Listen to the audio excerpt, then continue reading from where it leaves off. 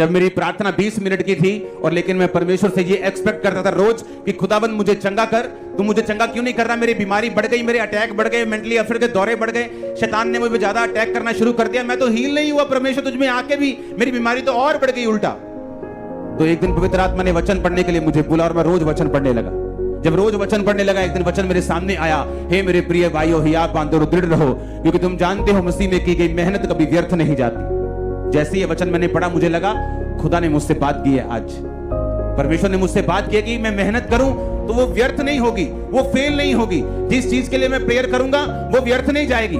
मैंने रोजे रखने शुरू किए, 40 रोजे, 40 रोजे, 1 बार, 2 बार, 3 बार, 4 बार, 5, 1 साल में एक खत्म, 40 रोजे दूसरे शुरू, दूसरे खत्म, तीसरे शुरू।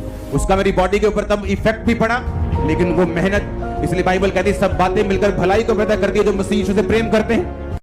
मसीह में सभी भाई और बहनों को जय मसीह की। जैसे कि आप इस वीडियो क्लिप में देखा है कि अपोस्टल अंकुर योसेफ नरूला जी ने बोला है कि जब मेरी प्रार्थना 20 मिनट्स की थी तो मैं परमेश्वर को बोलता था कि परमेश्वर मैं प्रार्थना भी करता हूँ लेकिन मेरी बीमारी ठीक क्यों नहीं हुआ। लेकिन एक दिन अपोस्टल अंकुर योसेफ नरूला जी के साथ होली स्पिरिट ने बात का और बोला कि बाइबल रीडिंग करो। जब अपोस्टल अंकुर योसेफ नरूला जी बाइबल रीडिंग कर रहे थे तो उनके सामने एक वचन आया जिसमें लिखा था कि परमेश्वर माँ की हुई मेहनत व्यर्थ नहीं जाती।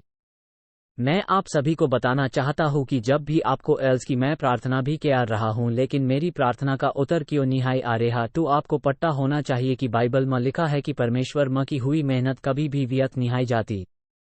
जैसे कि होली बाइबल में लिखा है कि सब बातें मिलकर भलाई को पैदा करती है। जैसे कि हम होली बाइबल में से रीडिंग करते हैं, यिर्मयाह 32:27, किया मेरे कोई भी काम कठिन है